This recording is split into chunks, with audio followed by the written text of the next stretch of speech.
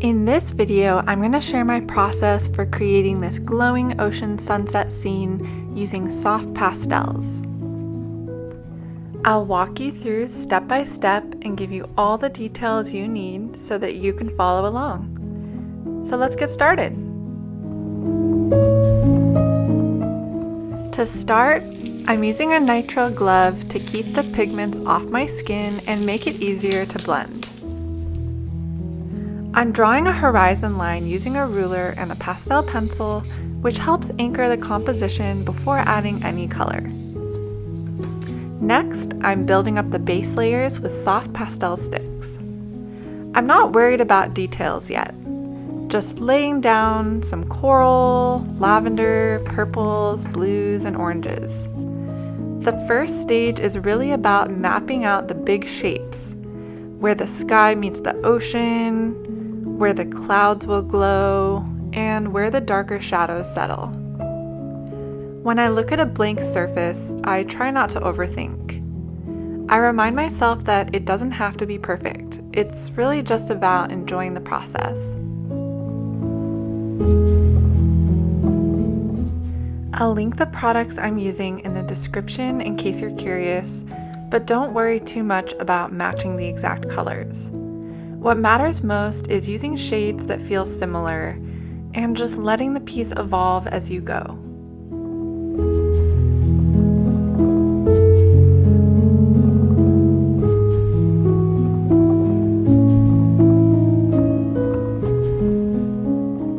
There's something about sunsets that always inspires me. This piece is all about capturing that feeling when the sun just begins to slip behind the horizon and everything feels peaceful. I love working with colors that feel alive, shifting between the soft corals, warm purples, and bright glowing light.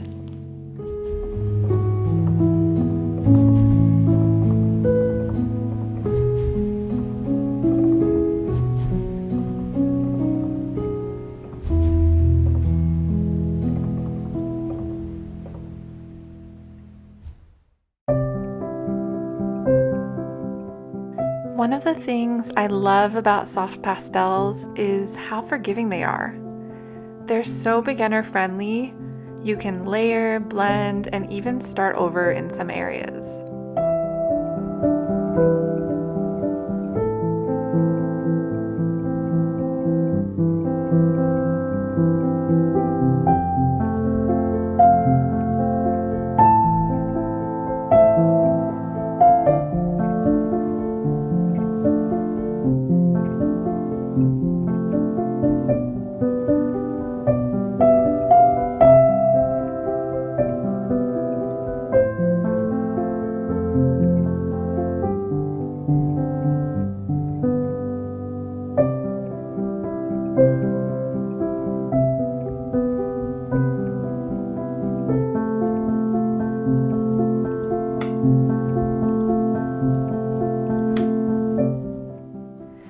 Now that everything is roughly in place, it's time to blend.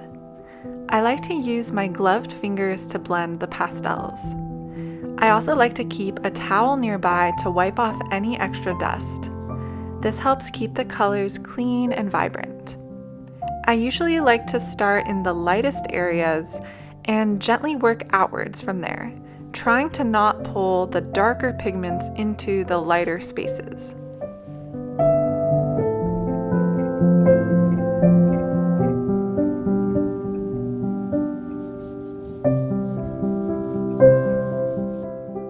There's something about creating sunsets that feels symbolic to me. No matter how many times you watch the sun go down, it never looks the same twice. I think that's true for a lot of things in life. Every experience shapes us differently, and every day is a chance to start again.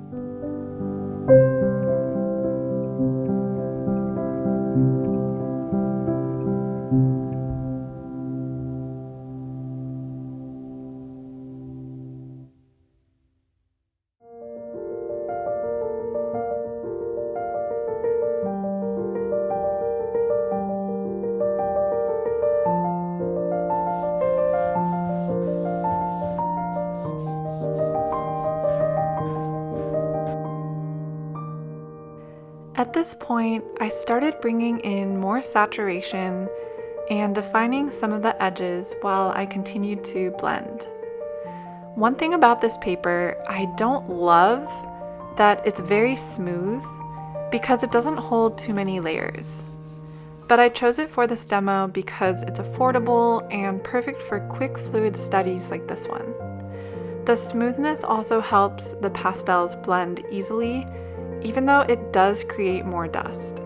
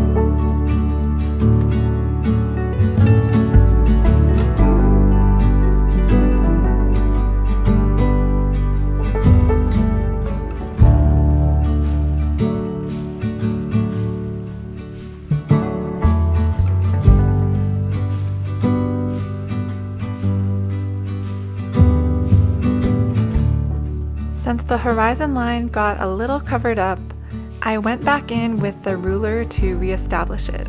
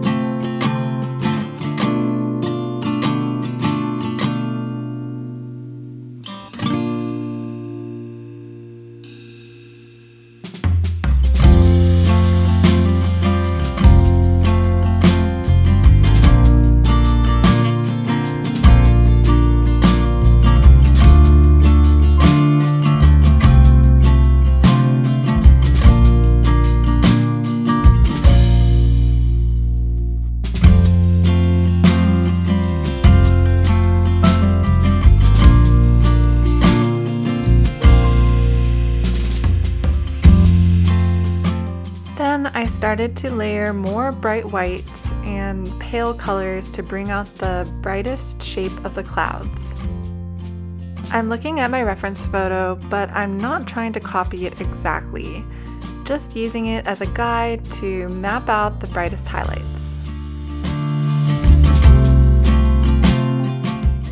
Clouds are one of those things that seem simple, but they're surprisingly tricky. It's easy to overwork them or make them too defined. I try to keep my pastels soft and stay aware of the light, where it breaks through, where it diffuses. Instead of drawing a cloud, I think about how the colors shift in the sky and let the form appear through layering. Sometimes less is more. Just a hint of the shape and glow is all it takes.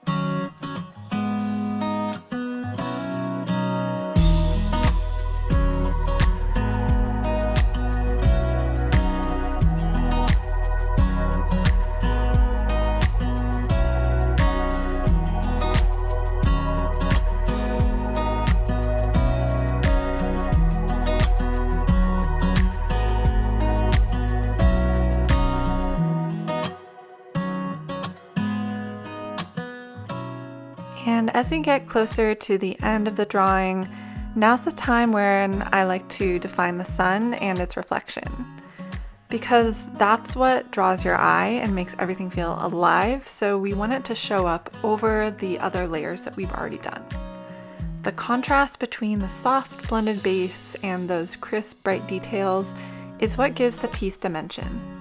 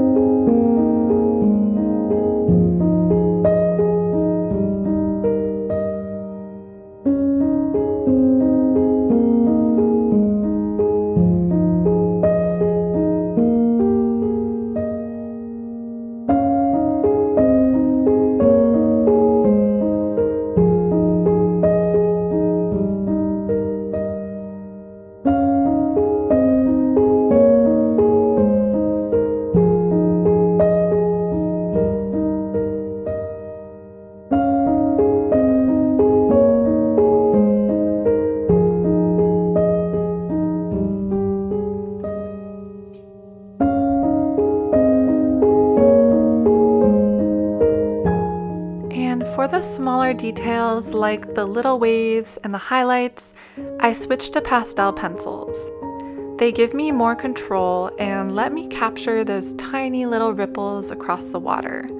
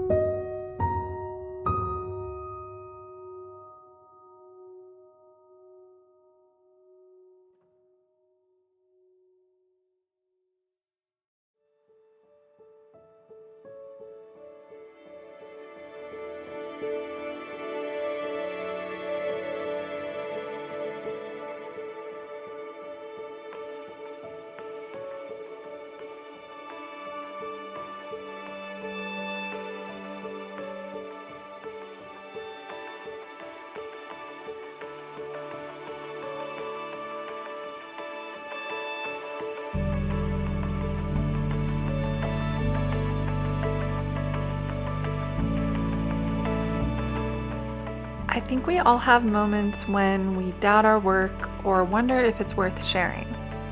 But the truth is, someone out there might see your art and feel a little less alone. So if you're watching this and thinking about starting something, start, even if it feels small. And that doesn't have to apply to just art. That can apply to a lot of aspects of life.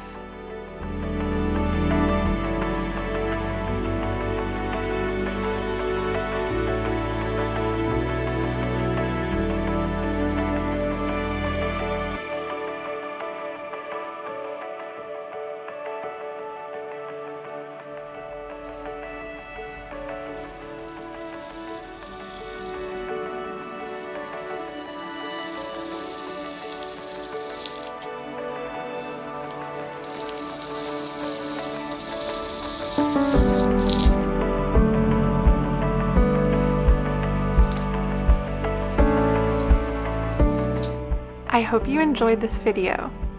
If you did, make sure to subscribe for more art videos and leave a comment on what I should draw next. Thanks for watching.